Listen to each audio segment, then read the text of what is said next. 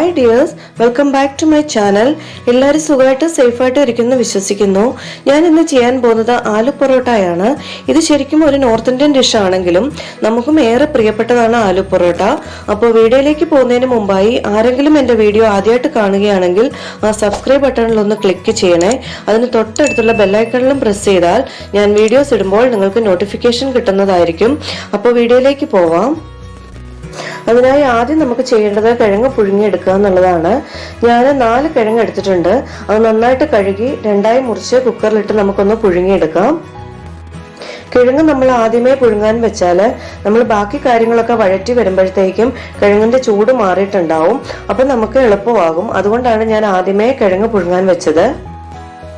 നമുക്ക് ആവശ്യത്തിനുള്ള വെള്ളവും ഒഴിച്ച് കിഴങ്ങൊന്ന് പുഴുങ്ങിയെടുക്കാം.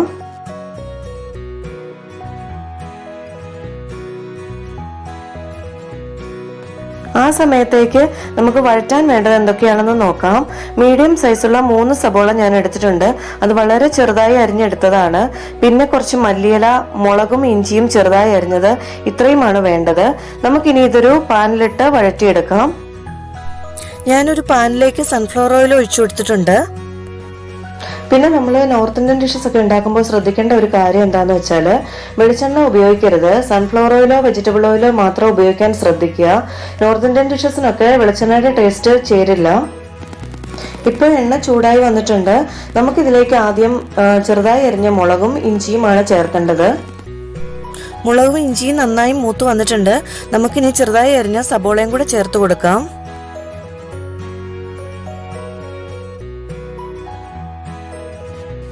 നമുക്ക് ചേർക്കാനുള്ള മസാലകൾ എടുത്തു വയ്ക്കാം.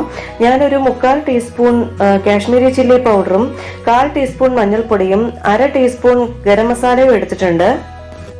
നമ്മൾ എടുത്തിരിക്കുന്ന പച്ചമുളകിന്റെ എരിവും കൂടെ കണക്കിലെടുത്ത് മുളക് പൊടിയിൽ വ്യത്യാസം വരുത്താം. സബോള ഇപ്പം നന്നായി വഴന്നിട്ടുണ്ട്. നമുക്ക് ഈ കൂട്ടത്തിൽ ആവശ്യത്തിനുള്ള ഉപ്പും കൂടെ ചേർക്കാം. ആദ്യം കുറച്ച് ഉപ്പ് ചേർത്താൽ മതി. പിന്നെ നമുക്ക് വേണമെന്നുണ്ടെങ്കിൽ ബാക്കി കൂടെ ചേർക്കാം.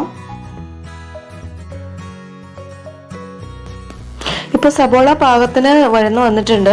നമ്മൾ എടുത്തു വെച്ചിരിക്കുന്ന പൊടികളൂടെ ചേർത്ത് നന്നായി ഒന്ന് ഇളക്കി കൊടുക്കാം.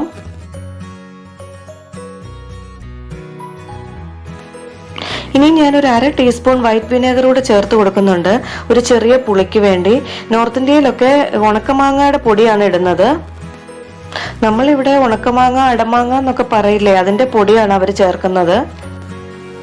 അപ്പോൾ ഉണക്കമാങ്ങ കയ്യിലുള്ളവർക്ക് അത് ചേർത്ത് കൊടുക്കാം. ഞാനിപ്പോൾ എൻ്റെ കയ്യിൽ ഇല്ലാത്തത് കൊണ്ടാണ് വൈറ്റ് വിനെഗർ ചേർത്തത്. ഇപ്പോൾ പൊടികളെല്ലാം നന്നായി മൂത്ത് വന്നിട്ടുണ്ട്. ഇനി നമുക്ക് ചേർക്കേണ്ടത് പൊടിച്ചു വെച്ചിരിക്കുന്ന കിഴങ്ങാണ്. ഒട്ടും കട്ടകളില്ലാതെ വേണം നമുക്ക് ഈ കൂട്ട് തയ്യാറാക്കാനായിട്ട്. ഇനിയും കട്ടകൾ എന്തെങ്കിലും ഉടയാനുണ്ടെങ്കിൽ ഈ കൂട്ടത്തിൽ അതുകൂടെ പൊടിച്ച് ചേർക്കണം.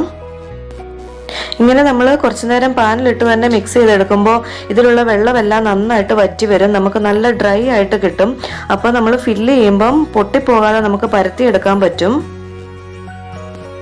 ഈ കൂടെ നമുക്ക് മല്ലിയിലയും കൂടെ ചേർത്ത് ഇളക്കണം. ഇപ്പം നമ്മുടെ ഫില്ലിങ് റെഡി ആയിട്ടുണ്ട്. ഇനി ഇതൊന്ന് ആറിയിട്ട് വേണം നമുക്ക് പരത്തിയെടുക്കാനായിട്ട്. പിന്നെ ആലു പൊറോട്ടയ്ക്കുള്ള മാവ് ഞാൻ കുഴച്ച് വെച്ചിട്ടുണ്ടായിരുന്നു. ചപ്പാത്തിക്ക് കുഴയ്ക്കുന്ന പോലെ തന്നെയാണ്. പിന്നെ ചപ്പാത്തി മാവ് ഞാൻ കുഴയ്ക്കുമ്പം ഒട്ടും എണ്ണ ചേർക്കാതെയാണ് കുഴച്ചെടുക്കാറ്. എന്നാലും നല്ല സോഫ്റ്റ് ചപ്പാത്തി കിട്ടാറുണ്ട്.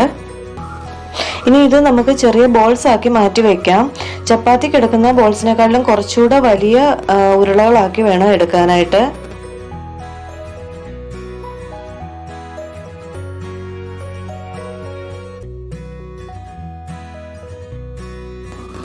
ഇപ്പോൾ ഞാൻ എല്ലാം ബോൾസ് ആക്കി മാറ്റി വെച്ചിട്ടുണ്ട്.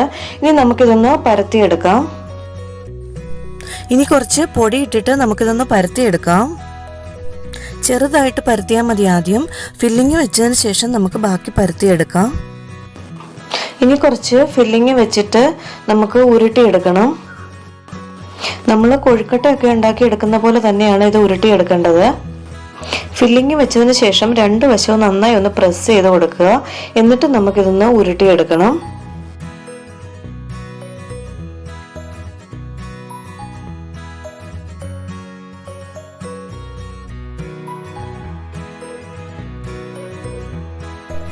അകത്തെ ഫില്ലിങ് പൊട്ടിപ്പോകാത്ത രീതിയിൽ വേണം നമുക്ക് പരത്തിയെടുക്കാനായിട്ട്.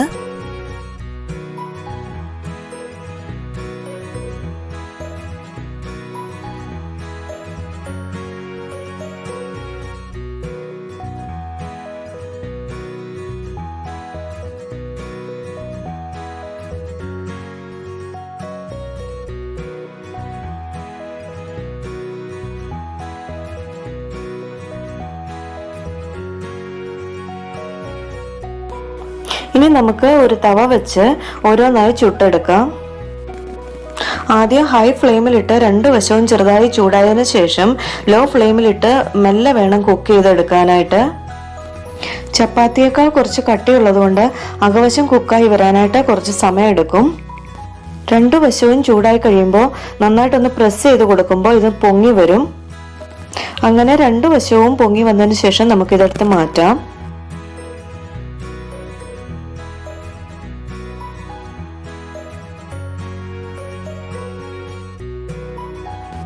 അപ്പോൾ നമ്മുടെ ആലു പൊറോട്ട റെഡി ആയിട്ടുണ്ട്. ചൂടോടെ കഴിക്കുന്നതാണ് അതിൻ്റെ ടേസ്റ്റ്. ഇത്തിരി ബട്ടറിൻ്റെ കൂടെയോ അച്ചാറോ സലാഡോ ഒക്കെ ആയിട്ട് നമുക്ക് കഴിക്കാൻ പറ്റും. അപ്പോൾ എല്ലാവരും ട്രൈ ചെയ്ത് നോക്കുക. വീഡിയോ ഇഷ്ടമായാൽ ലൈക്ക് ചെയ്യുക, ഷെയർ ചെയ്യുക, സബ്സ്ക്രൈബ് ചെയ്യുക. അടുത്ത റെസിപ്പിയുമായിട്ട് നമുക്ക് വീണ്ടും കാണാം. ബൈ.